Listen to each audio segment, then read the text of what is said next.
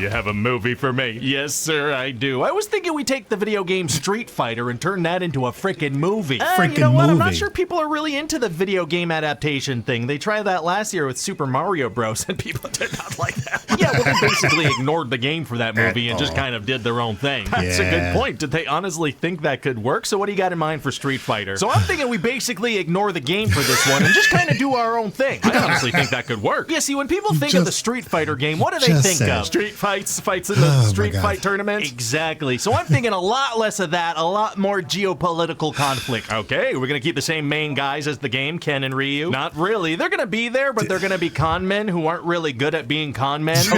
Bad con men. Yeah, like they get busted trying to sell toy weapons to this arms dealer, Sagat. Did they not think he'd look at the merchandise before letting them leave? Like Straight I said, up. Bad at it. So the main guy of the movie's actually gonna be Guile and his mission to stop M. Bison. Right. Oh, Guile? The ultra-American fighter guy? Exactly, and he's gonna be like, I'm gonna kick that son of a bitch Bison's ass so hard. What was that? Just some fighting words, set the mood. What was that accent you did? Oh, well, I was thinking we get Jean-Claude Van Damme to play him. But he's got a thick Belgian accent. That's not gonna seem ultra-American at all. Well, he would have Guile's American flag tattoo on his bicep. Well, now I'm convinced. Carry on. Tell me about this Bison guy. Well, he's this wannabe dictator who's obsessed with watching himself on the news all day, every day. Wow, thank God stuff like that doesn't happen in real life. And he's kidnapped a bunch of people, including a guy who he just found out. God, stuff like that doesn't happen in real life. And he's kidnapped a bunch of people, including a guy who he just found out is Guile's friend Charlie. Oh, God, how'd he find that out? Guile yelled into a TV camera, hey, Charlie, I'm coming to save you from Bison who's kidnapped you. That seems like not a good or smart thing to have done. Yeah, so Bison immediately starts doing crazy experiments and brainwashing on Charlie. That's almost entirely Guile's fault. Yeah, so he's got to come up with a plan to go rescue these hostages and his friend who he just put in a lot more danger than necessary. What's the plan? Well, see, Sagat forces Ryu and Ken into this underground fighting thing, right? Oh, there is some street fighting tournament stuff. Not really, no, because then Guile drives a tank through the wall and arrests everybody. Ah, dang, this guy keeps messing everything up. So wait, he arrests everyone, like including the audience? Everybody in the room. Hundreds of people arrested by this one guy in a tank. Okay, and how's that supposed to help him stop Bison? Well, he gets Ryu and Ken to stage a prison break to get on Sagat's good side, because he's actually Bison's arms dealer. So his plan is to rely heavily on two con men that have already been captured twice since the movie started. That's right. Well, okay then. But this reporter Chun-Li detects that something fishy's going on, so she sneaks into the morgue, and sure enough, when she gets there, Guile pops up from the slab and reveals he's not dead. Wait, he was just lying there motionless under a blanket for an extended period of time until the opportunity for a dramatic reveal presented itself. That's right. Committing to the bit is tight. So Chun-Li and her partners managed to disguise themselves as performers for Sagat and Bison. How'd they manage that? Off screen, so we don't even have to worry about that. But like, what was the audition process like? Hey, shut up. So then they arranged to have this truck full of explosives roll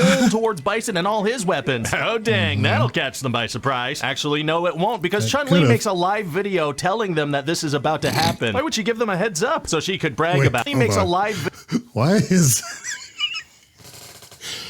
Why is Balrog like leaning on the car like that? That's okay. Video telling them that this is about to happen. Why would she give them a heads up? So she could brag about it. Anyway, then her and her guys get captured. How? Off screen, so that's none of my business or frankly yours. So they just tattled on themselves and didn't prepare an escape plan. That's right. So now it's time for Guile to get on his stealth boat and go kick some ass so hard. He has a stealth boat? Yeah, it becomes invisible, but also seems to hurt him at the same time. Why would it hurt? Anyway, even though the boat's invisible, you can clearly see its wake, so they don't have the element of surprise at all.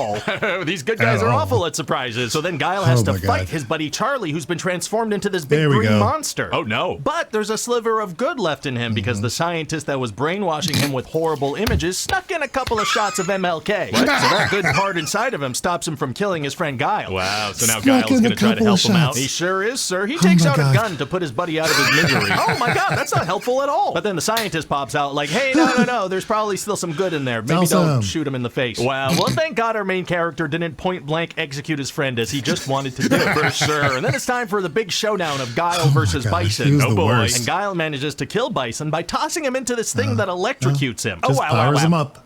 Wow. But turns out Bison has this freaking shirt that does chest compressions. Oh, he's wearing one of those sexy corsets. No, it's like a reanimation thing. So he comes back to life, and Guile's got to fight him again. Well, dang, it's going to be tough to beat him if tossing him into something that electrocutes him doesn't do anything. Actually, it's going to be super easy. Barely an inconvenience. Oh, really? Yeah, see, what he does this time is that he tosses him into a thing that electrocutes him. Oh.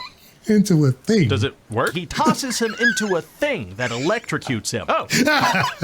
Does it work this time? Yes, sir. Well, no, because we're going to have a little post-credit scene where he's still alive. Now, this guy is not very good at anything he tries to do. Not really. So then Bison's base blows up and all the characters gather to do a little pose and we freeze frame and we're done. Wait, just freeze on characters posing as an ending? We can do that? Why not? I mean, it seems kind of abrupt and lazy, but let's try it. Let's see if we get away with it. Let's! Hi, this is Ryan George. Oh my god. Oh. Yeah, how do you oh my god. Yeah. The fact that they ended the movie like that is actually pretty hilarious. Like, I'm surprised that how did they get away with that? TV shows? Sure. Movies? Doesn't seem like it's a thing. But you know, whatever. It came out. It's there.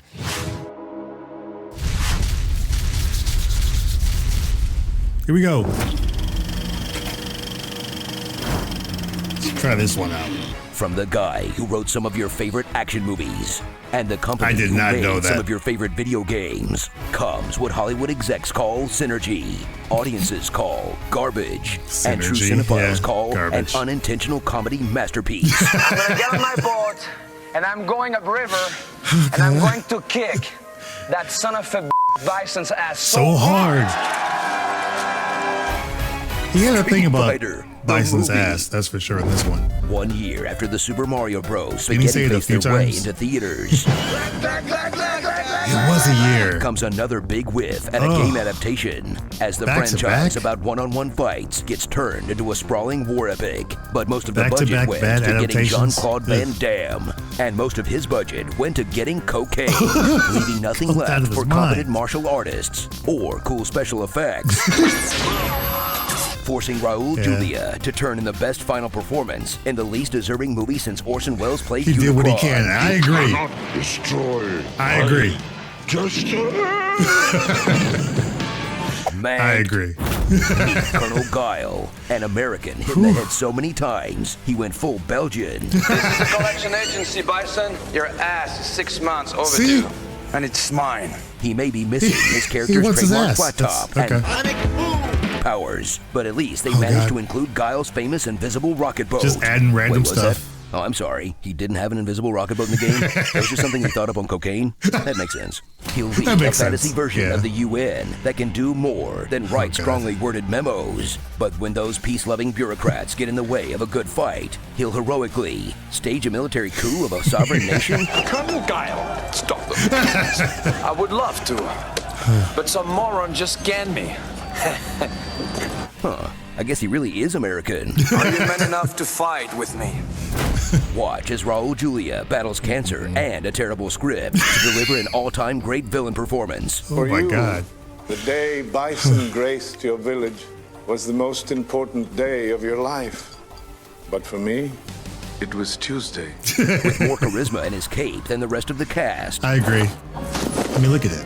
And the good stuff ends there as the movie goes out of its way to focus on the Street Fighters' day jobs. Oh, God. Paid? Like Chun-Li, reporter, Dalsim, lab worker, that's right. Honda, van driver, Balrog, cameraman, DJ, IT guy, Cammy, Kylie Minogue, and Ken and Ryu, schmucks. Maybe a couple of hustlers can Kylie Minogue. Ever think of enlisting? Oh my God. Then interrupts or cuts away from nearly every single fight before it really gets going. I mean, which was probably smart because, you know, they didn't have the budget for like true martial arts action, I guess. Unless you were Jean-Claude. Under arrest. Look, no one's expecting you to do the bonus stage where you fight a car or whatever. Should have added this. But could you maybe put some street fights in your Street Fighter movie? You had one job. So strap in for a film that by any other name could have been a cult 90s comedy. True. But instead turned a beloved game into a terrible movie that somehow got turned into a terrible game. They tried a Mortal Kombat Street Fighter. But someday, some filmmaker will finally get the Street Fighter experience right. To Ryu shooting Hadoukens at each other until one runs out of quarters and gets a nosebleed. Over. Starring I guess that's the best Atomic version, right? Blonde, Are we the baddies? The guy Capcom picked to play Ryu, but his English was so bad, they recast him as a random soldier they keep cutting to for no reason. A single bolt against everything he's got, the pilot would have to be out of his mind. If it bleeds, it Chun leads. Oh, God, it's not gonna work. Dave Coulier? I can't get you out of my headcanon. Look, he's Indian. Close enough. References to better movies. Godzilla, yeah. I remember that part. I Come forget on, about that. behind the curtain, wizard. Good morning, Shadaloo. Tender Greens, The Braid, Redemption, Vega Genesis, Senior Uppercut, Colossus, and Jean-Claude Van Damme's famous splits. He didn't do Seriously? What a ripoff. Hey, go see a JCVD flick. Didn't. I want to see some splits. See me the splits from Time Cop then. Have a nice day.